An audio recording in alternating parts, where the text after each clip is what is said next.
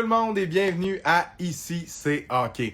Un autre magnifique lundi des entrevues. Grosse programmation ce soir, on reçoit à 19h Jean-François Chaumont, journaliste sur le beat du Canadien au Journal de Montréal. Et à 19h30, on va s'entretenir avec le joueur des Devils de Binghamton, Danick Martel, qui va être avec nous pour nous conter des moments marquants de sa carrière jusqu'à maintenant. Danick, dans sa vingtaine, a déjà beaucoup d'expérience de hockey professionnel derrière la cravate. Salut à mon chum Alex Gentes qui est avec nous dans le chat.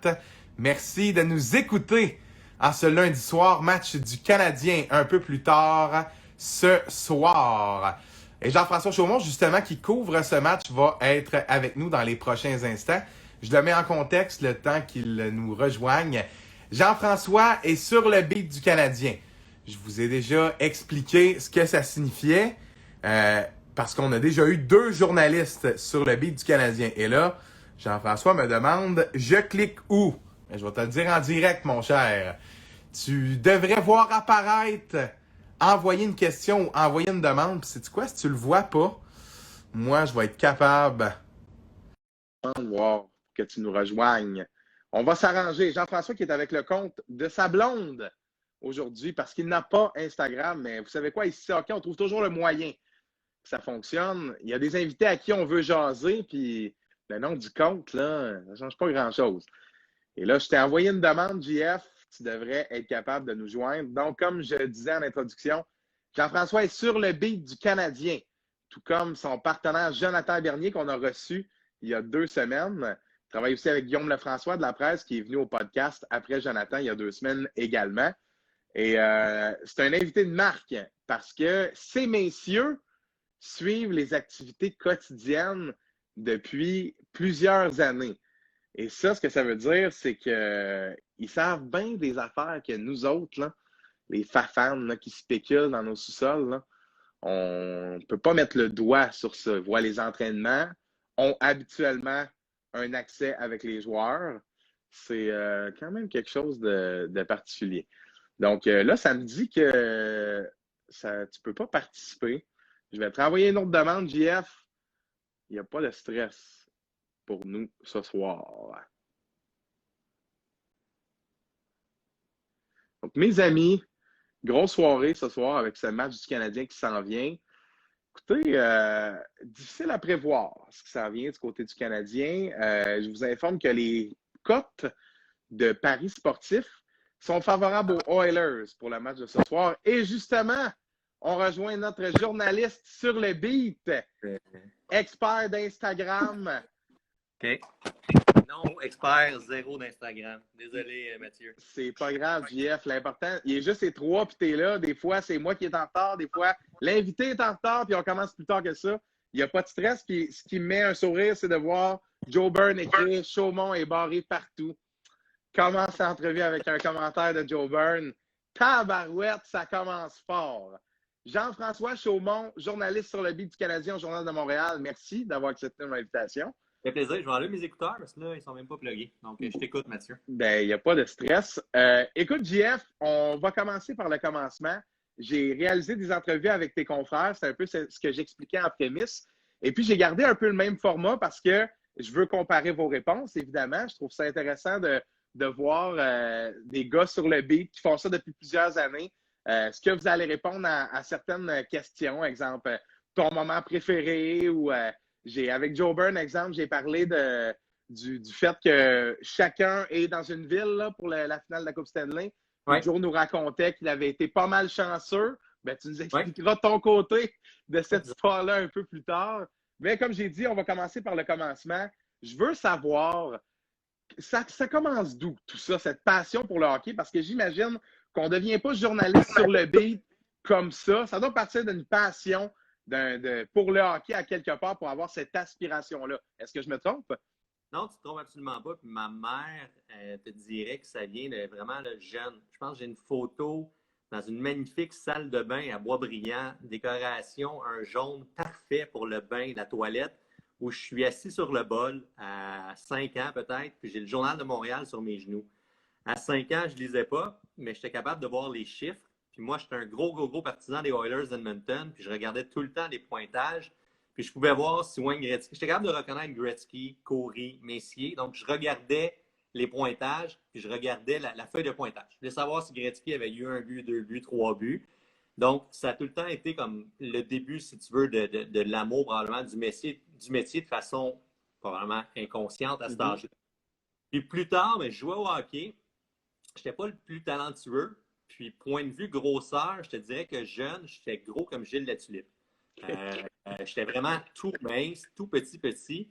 Puis rapidement, j'ai dit à mon père, j'étais peut-être oui, j'avais dit à mon père, finalement, je ne ferai pas carrière au hockey, je n'aurai pas le talent ou je n'aurai pas le physique, peu importe, mais je vais devenir commentateur sportif. Donc, ma première réponse, peut-être le premier métier que j'ai sorti, mes parents, les deux étaient enseignants, ça n'a pas été je vais devenir professeur, c'était je vais être commentateur sportif. Je pouvais regarder Radio-Canada, la soirée du hockey à l'époque. Donc, ça a été mon ambition peut-être à partir de l'âge de 12 ans. Ça a été assez clair après ça comme parcours au secondaire qu'un jour, je voulais devenir journaliste. Ça a bifurqué de commentateur comme rêve à journaliste plus tard. Puis, il y a quelque chose qui a attiré mon attention parce que moi, je suis abonné au Journal de Montréal parce que j'aime le feeling d'avoir un journal papier. Puis, il n'y a plus énormément d'options qui s'offrent à nous de nos jours. Il y a le Devoir dans la région de Montréal, le JDM et quelques autres journaux, incluant les journaux locaux. Mais il y a quelque chose que j'aime beaucoup du Journal de Montréal, c'est évidemment les sports, parce qu'on sait que c'est le quotidien qui donne énormément de place au sport. Ça a toujours eu cette réputation-là. Et je t'écoutais parler de feuilles de pointage et de statistiques. Pour les matchs du Canadien, tu produis ça dans le journal aujourd'hui. Donc, tu fais pile ce que tu regardais quand tu étais jeune. Non, c'est ça. Là. Je place les mots, j'écris les articles. Ben c'est quand même une belle réalisation, si tu veux, si on recule par rapport à mon rêve de petit garçon, de petit cul. Mais moi aussi, c'est quelque chose que j'aimais, comme que ce soit le journal, j'ai déjà été abonné à la presse, d'avoir le feeling papier entre tes mains, c'est quelque chose qui ne se recrée pas. Donc, là, un petit peu, j'essaie de brancher le téléphone pour ne pas manquer de batterie. J'ai mon assistante professionnelle qui a procédé au branchement. Ça, c'est du bon travail. Le compte, puis un peu d'aide technique. On remercie ta blonde pour son aide pour cette entrevue-là. Ah oui, là, elle est gênée, elle se cache par contre. Ben non, là, il n'y a pas. C'est un podcast, là, on est relax, là. Ben écoute, je vais te laisser brancher ton sel, puis je vais te poser la prochaine question. Yeah, cool. Donc, tu dis que ça s'est dessiné assez rapidement. Ben, je vais faire un lien entre moi et toi, entre toi et moi. On a fréquenté la même école secondaire. Oui. Tu as été au Collège Saint-Sacrement, JF.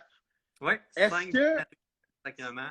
Est-ce que Saint-Sac a joué un rôle là-dedans à développer cette passion-là là, qui était une graine qui visiblement provenait de ta tendre enfance, ou ça a été un parcours au secondaire normal? Je pose la question parce que, comme c'est mon école, tu sais.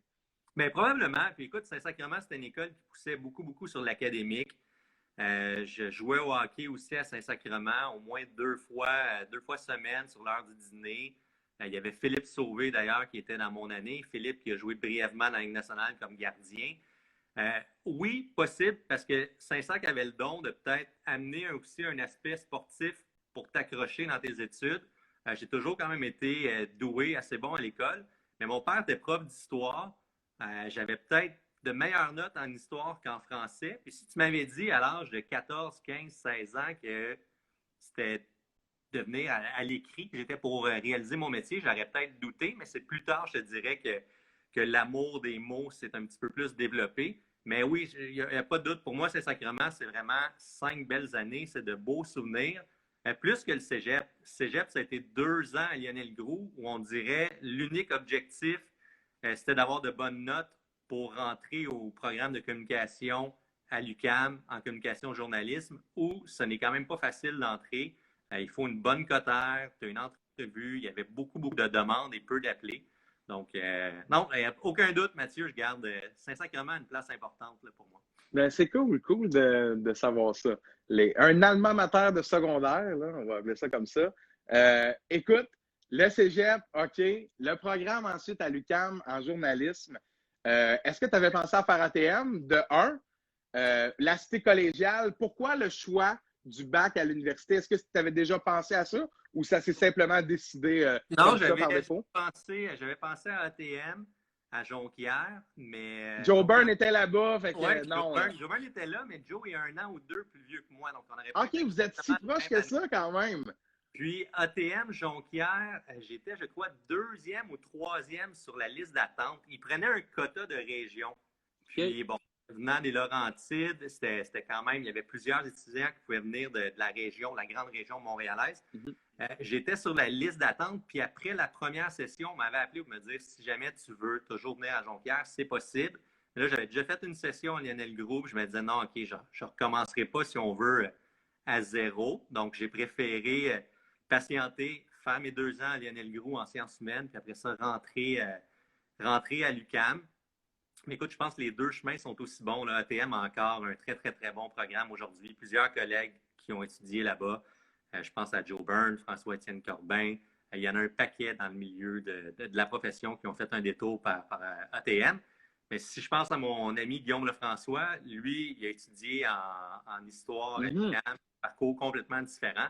C'est une preuve que ce métier-là, honnêtement, tu peux y arriver de plusieurs chemins différents. Non, tout à fait, c'est bien dit. Puis, il y a quelque chose qui a retenu mon attention aussi tantôt quand tu as dit que la passion des mots t'est venue un peu plus tard. Est-ce que puis tu as mentionné commentateur sportif au début de l'entrevue, puis dans ta description, comme dans ton profil d'auteur sur le site de la maison d'édition qui a produit le livre Raconte-moi Carey Price, il y a exactement ces mots-là aussi. Donc, j'imagine qu'ils sont choisis pour une raison précise.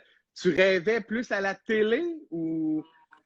Ben, tu sais, c'est difficile à dire. Honnêtement, tu ne peux pas nécessairement choisir. Ça, tu t'en aperçois plus tard. Tu vas où l'ouverture se présente.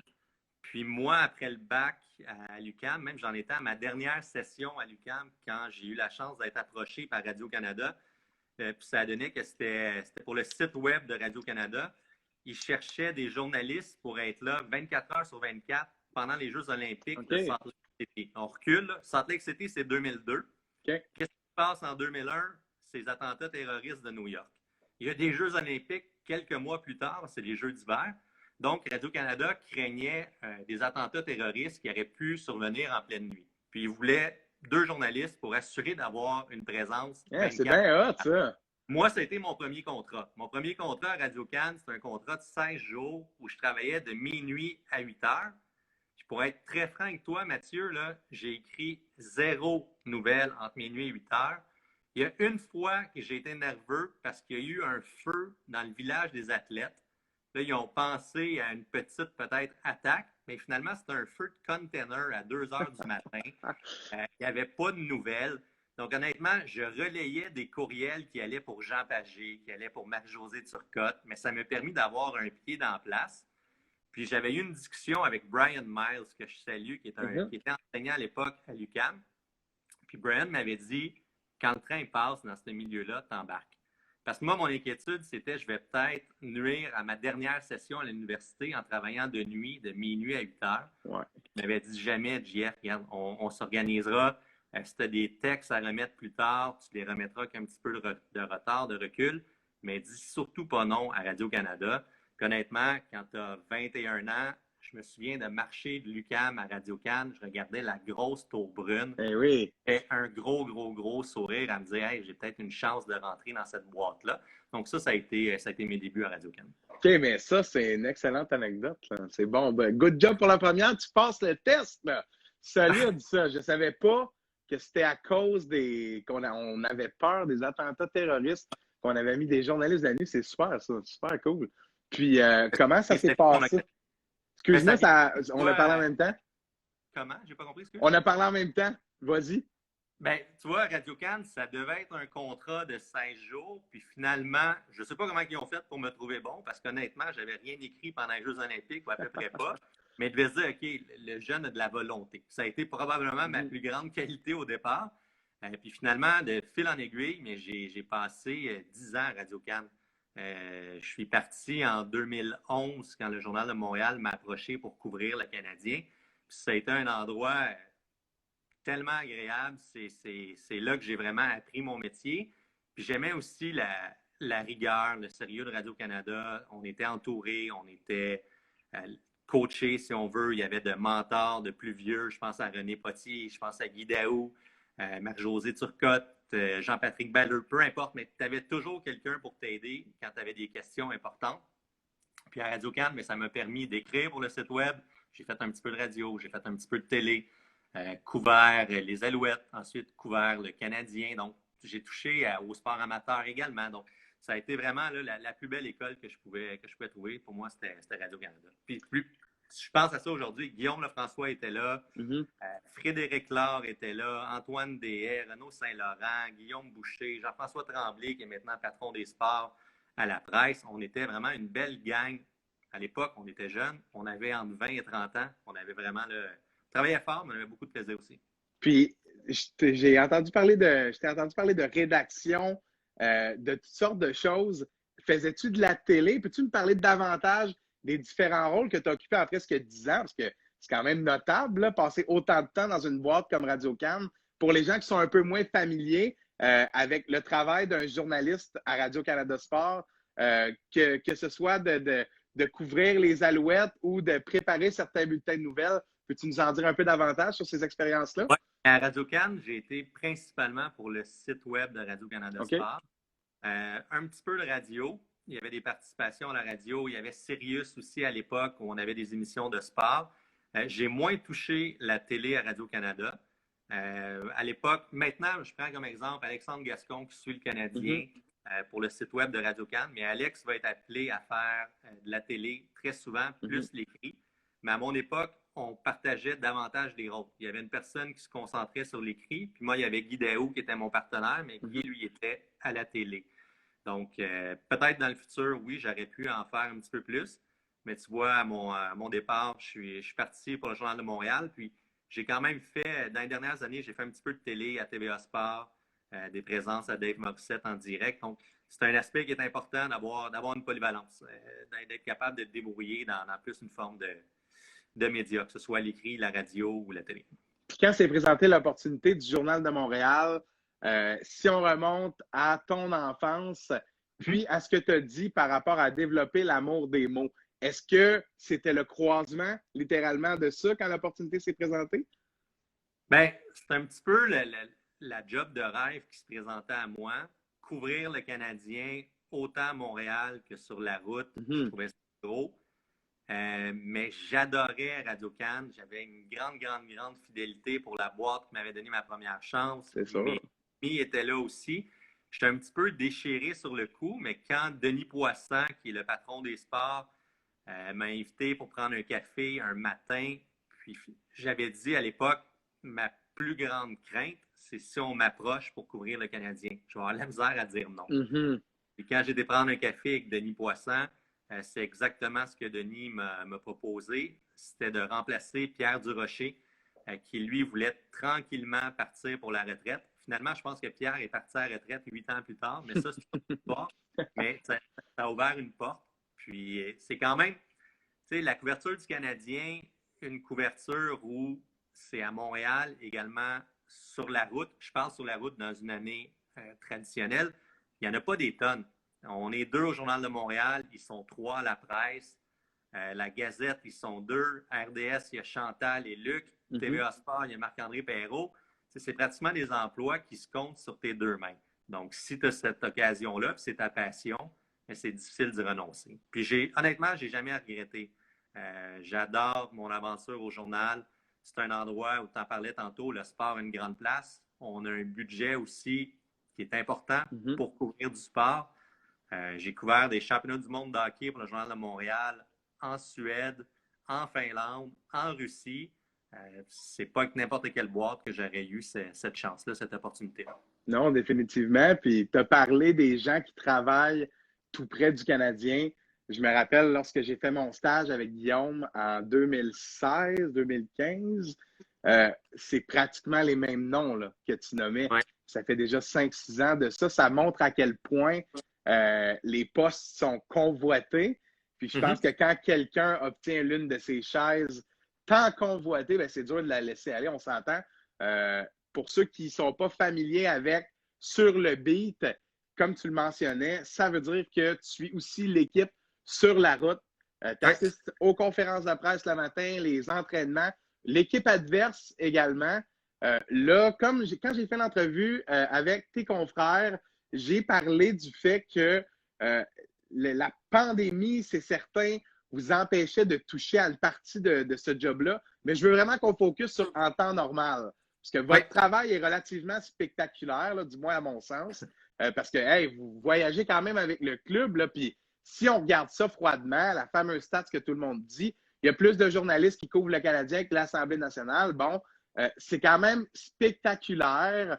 Moi, je me rappelle, je t'ai mis Facebook avec toi, Joe et Guillaume, depuis quelques années, puis de voir vos statuts de « Ah non, mon vol en retard » ou en tout cas, telle sortie dans tel restaurant ou tel souvenir que Joe partage. Il y en avait un pas pire là, hier, je pense. Là.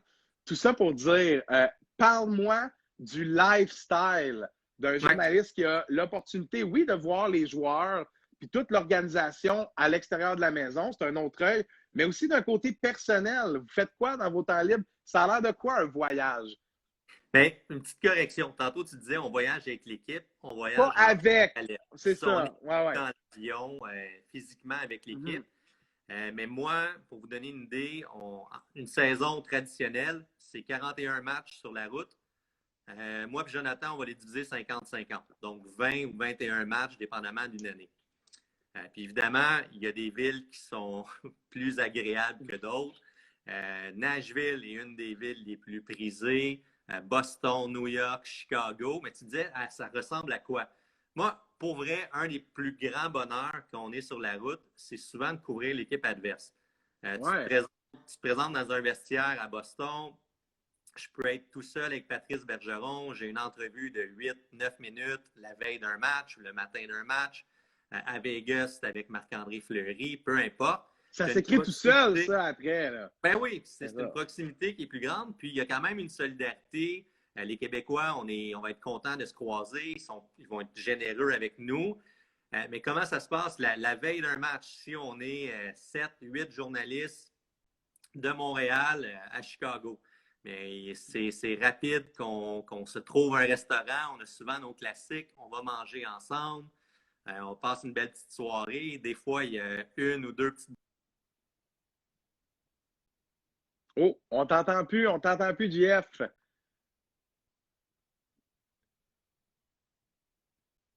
On t'entend toujours pas. Je ne sais trop pourquoi. On n'entend pas de bruit non plus. Le son a coupé d'un coup. Toujours pas. Je te fais signe si on entend un bruit. Veux-tu quitter le live et le rejoindre?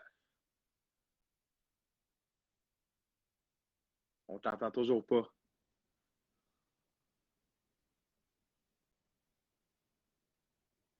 Donc, bon.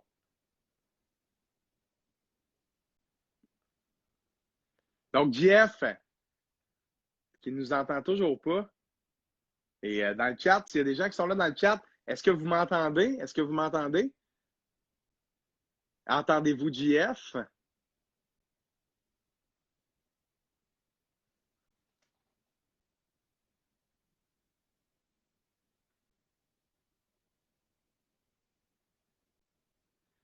Dans le chat, ceux qui sont là, faites-moi signe si vous m'entendez. On a eu un petit problème de réseau. Merci Jean-François Leduc qui nous dit oui. Donc, je pense qu'on a eu un problème avec le son de JF, oui, en effet, hein, qui va nous rejoindre pour la fin de cette entrevue dans quelques instants. Ça arrive. Ça arrive, mes amis. Ça fait partie de cette game des médias sociaux. Et là, on t'entend. Je ne sais pas ce qui s'est passé, là. Ça n'a jamais fait ça en 30, 40 lives. Jamais eu un problème de ce genre-là. Là, excuse-moi, j'ai perdu les dernières secondes. Je te disais, sur la route, honnêtement, là, c'est beaucoup de bons voyages, de souvenirs. Puis, ce qui est le fun, c'est qu'il y a une belle camaraderie entre collègues.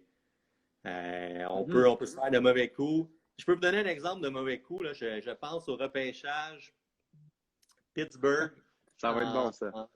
Repêchage d'Alex Galchenyuk. Donc, c'est en 2012. Ouais, 2012, ouais.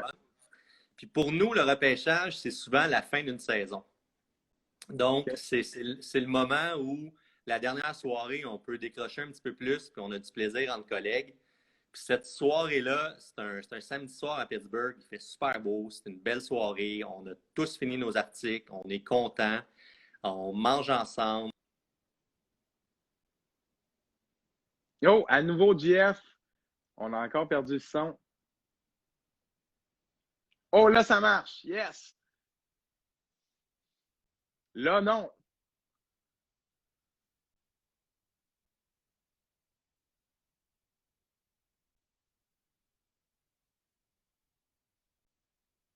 Et notre ami JF qui a un petit problème technique de son côté.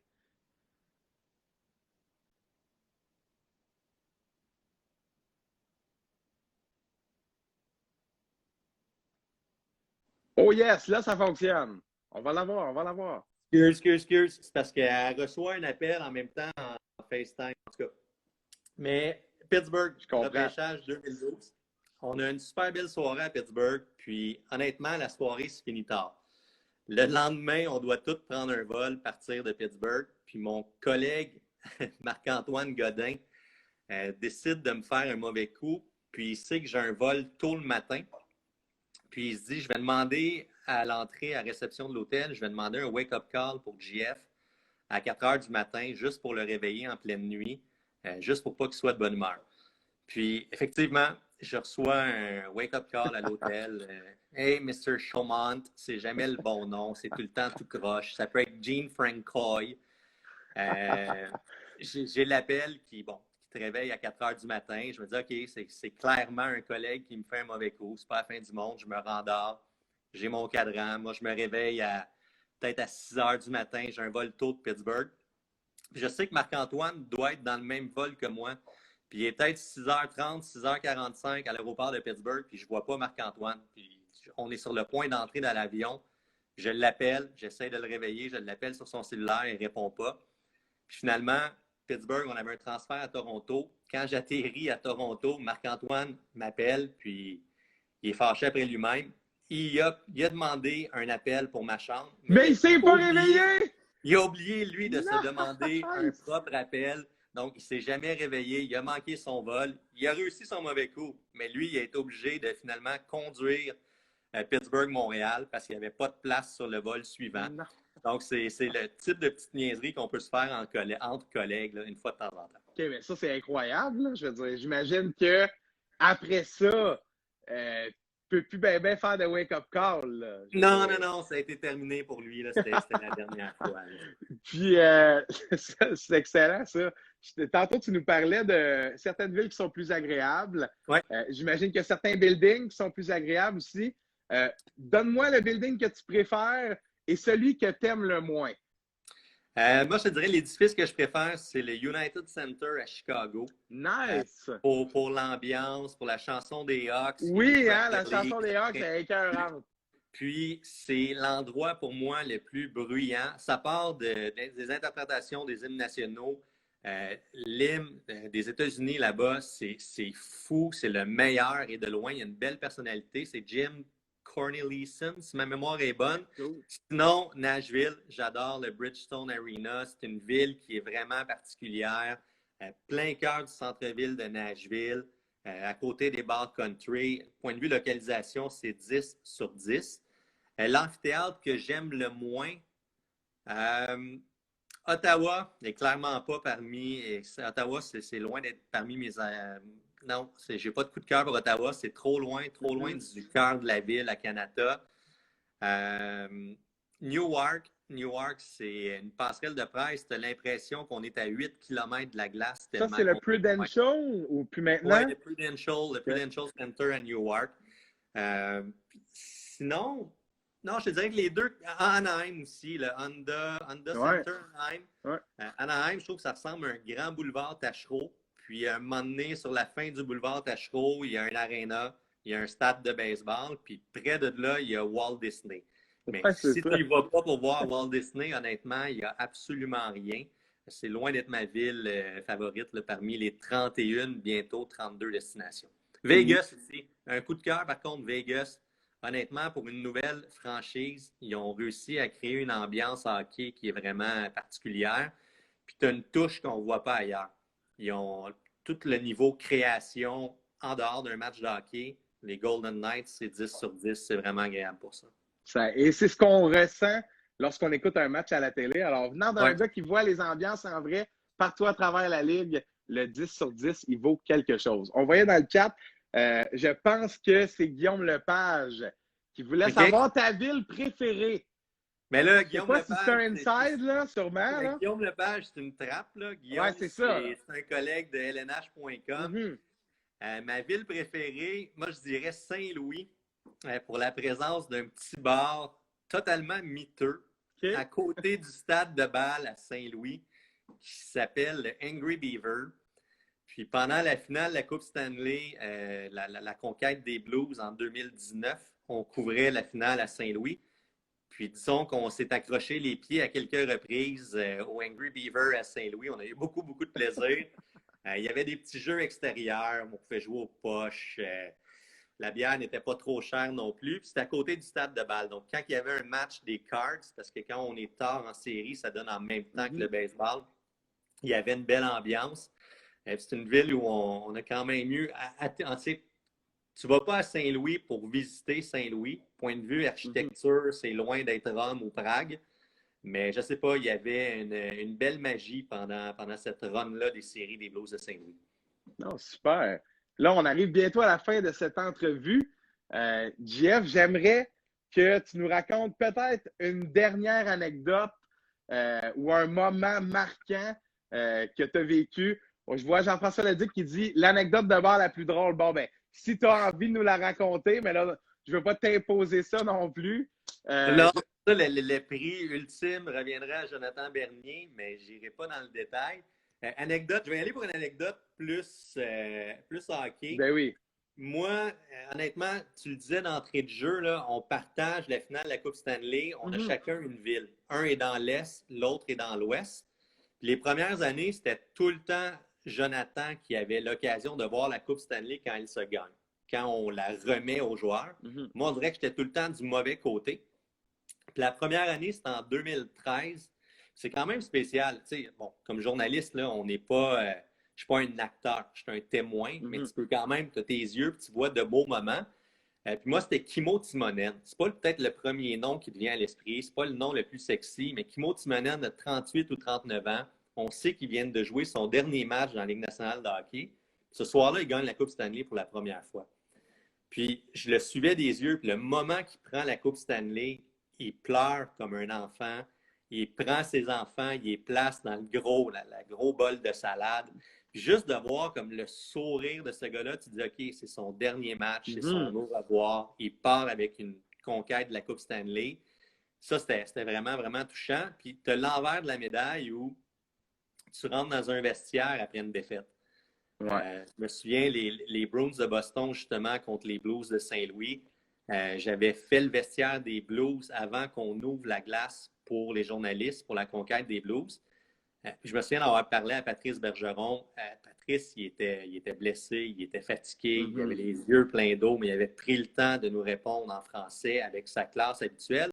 Mais à côté de Patrice, il y avait Joachim Nordstrom. C'est un joueur de quatrième trio, un NBA, qui lui, c'était peut-être son unique occasion de gagner une Coupe Stanley. Puis cette journée-là, il est inconsolable. On est 20 minutes après le match, il a encore tout son équipement, il n'a rien retiré, puis il fait juste pleurer. Puis honnêtement, il n'y a personne qui osait lui adresser la parole. On le laissait dans sa bulle, mais c'était triste de voir quelqu'un qui passe si près, un 7e match de la Coupe Stanley, puis qui n'arrive pas avec le moment heureux. Mais ça fait partie du sport. Comme journaliste, tu carbures pour des moments comme ceux-là. Une finale de la Coupe Stanley, honnêtement, c'est difficile à remplacer. Quand tu es là pour l'avoir, c'est vraiment, vraiment, vraiment agréable. Puis, excellente anecdote. Quand il y a un gagnant, il y a toujours un perdant, malheureusement. Hein? Exact. Puis, je vais me rappeler je vais voir Joachim Nordstrom d'une manière différente jusqu'à la fin de sa carrière dans la Ligue nationale. Jeff, petite question là, en terminant. J'ai déjà dit en terminant, mais c'est pas grave. J'y vais une autre fois. Non, vas-y, j'ai le temps. Le match, c'est à 21h ce soir, donc ça fait plaisir. Cool. Et Danick s'en vient avec nous dans quelques minutes. Il est au courant que ça se peut qu'on déborde un peu. Ta question de samedi soir, il faut qu'on revienne là-dessus. Moi, j'écoute tous les points de presse religieusement. De un, je trouve ça nice parce que je vous ai déjà parlé. Fait que j'ai l'impression comme si je savais qui posait les questions. Fait que c'est nice d'entendre Jonathan Bernier, Jean-François Chaumont. C'est cool d'entendre Paul Wilson vous donner la parole. Ta question à Dominique Ducharme de samedi par rapport au changement où il a dit, et je cite, « Check les boys, ça fait 3 fois que je vous le dis, là. Je peux pas faire de changement. » Moi, de mon sens, tu n'avais pas le choix de la poser. Non, mais j'ai aucun regret. Là, c'est comme ça que je voulais savoir. Non, absolument pas. Puis je le prends pas personnel. Que ce soit moi, que ce soit Chantal, que ce soit Guillaume Lefrançois, que ce soit Richard Labbé, Jonathan Bernier, Dom Ducharme, ce soir-là, à la même question, il était pour mordre. C'est sûr. Il se fâchait pas contre moi. Ça paraissait, là. Il se fâchait pas contre moi. Il se fâchait plus contre la situation où le Canadien, présentement, a fait 3 rappels. D'ici la fin de l'année, ils ont le droit à seulement 4 rappels. Donc, il y a les mains liées. Mais honnêtement, je suis convaincu que c'était pas en raison du fait que c'était Jean-François Chaumont qui posait la question. Non, c'est pas du tout ce que je entendais, là. Non, pas du tout. Mais il y a des fois, par contre, où tu me demandes des anecdotes. Il y en a une qui me vient en tête. Michel Therrien, que j'ai appris à connaître, à apprécier, à aimer aussi comme coach. Mais Michel, des fois, il est intimidant. Quand il n'était pas de bonne humeur, te lancer un regard où il te fusillait des yeux, Michel était spécialiste là-dedans. Puis je me souviens, un soir, on était à Nashville, une de mes villes préférées, puis le Canadien vient de perdre contre les Prédateurs. Déjà, Michel, après une défaite, il n'était jamais heureux. C'est quelqu'un qui était vraiment bouillonnant après une défaite. Puis on est autour de lui, sur la route, là, c'est des petits scrums. Oui, c'est les scrums, c'est ça. On est près du coach, là, on est en période bien avant COVID-19. Là, le 2 mètres de distance, il n'existe pas. Là. On est 8-9 autour de Michel Therrien. Puis moi, mon téléphone se met à sonner une grosse alarme, puis je ne sais pas comment l'éteindre, puis je ne comprends pas pourquoi ça sonne. Et là, je sais que ça vient de moi, mais c'est dans mes poches. Mais là, je ne veux pas nécessairement prendre le téléphone, puis tu fais OK, c'est moi. Mais là, j'ai dit OK, je n'ai pas le choix, je vais le prendre. Je me demande pourquoi il sonne. Je n'ai pas de cadran, quoi que ce soit. Mais c'est une alerte à tornade. Il y a une tornade qui s'en vient dans le coin de Nashville. Là, j'ai comme coupé la réponse de Michel parce que ça sonne trop fort. Il me regarde avec des yeux comme si tout d'un coup, je suis le pire être humain sur Terre. Mais c'est pas grave, c'est de bonne guerre. Mais en même temps, je nuis comme les clips télé, radio sont plus bonnes. Là, parce que c'est ça. La réponse, il y a un idiot que son téléphone sonne. Mais l'idiot, c'est moi, c'est une alerte à tornade. Là, sur le coup, j'ai juste dit à Michel, mais écoute, regarde, je m'excuse, il y a un tornado warning à Nashville.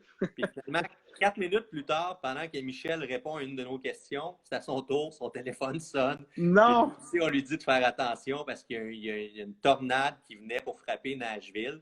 Puis ce soir-là, honnêtement, on est sorti de l'aréna. Ça n'avait pas frappé comme le cœur de Nashville, la rue Broadway, mais ça avait frappé tout près de Nashville. Là, puis il tombait des cordes, puis il ventait fort. Et il y avait une raison pourquoi nos téléphones tombaient en mode alerte. Puis j'imagine que ça doit être assez gênant après une défaite sur la route. Tu sais que le coach n'a déjà pas le goût d'être là. Non, c'est ça. On s'entend. JF, un énorme merci pour ton temps ce soir. Fort intéressant. On peut te lire dans le Journal de Montréal quasi tous les jours. Pas tous les jours, mais presque. Puis désolé pour les problèmes techniques. Là. Je vais trahir mon âge de 40 ans, là, mais honnêtement, je ne savais pas quoi faire. Là. Il n'y a pas de trouble. C'est un podcast. Tu nous as conté de super bonnes anecdotes. Ça a été très intéressant. Si tu as envie, je te lance déjà une invitation pour la saison 2 l'année prochaine, pour la prochaine saison de hockey. Ça serait un plaisir de savoir. On fait un comparatif là, entre ce que vous avez vécu dans la COVID puis le retour à la normale ou peu importe. Mais avec grand plaisir, Mathieu. Merci beaucoup, JF. C'est très gentil. Vous êtes une belle gang sur le B. Merci de prendre le temps pour les jeunes comme moi qui ont des projets, de croire en nous. C'est super gentil. Ouais, gros plaisir. Un jour, ce sera peut-être toi qui seras avec nous à Nashville. Là, puis on te paiera peut-être une petite bière. Peut-être 2 si t'es vraiment peut-être 2. OK, cool. Puis j'espère que mon sel ne sonnera pas. Non. Sinon, je vais en payer moi-même ma bière, j'ai l'impression. Salut, Mathieu. Merci, JF. Attention à toi, au plaisir. C'était Jean-François Chaumont, journaliste sur le B du Canadien au Journal de Montréal, qui est venu nous conter différentes anecdotes. Nous parler un peu de son parcours aussi en tant que journaliste. Jean-François, diplômé de l'UQAM, en communication journalisme qui travaille au Journal de Montréal depuis 2011, après 9 ans à Radio-Canada Sport. Un superbe parcours. Il va nous conter des anecdotes pour le moins étonnantes, vraiment croustillantes même. Vous réécouterez ça si vous venez d'arriver sur le podcast. Je vois mon ami Rocky Voyer là, qui vient juste de s'ajouter parmi nous. Bien, merci beaucoup, JF, à nouveau pour cette superbe entrevue. Au plaisir de se reparler pour la saison 2. Puis, 3 bières. OK, salut tout le monde. On se rejoint dans un instant. On est avec Danick Martel au retour.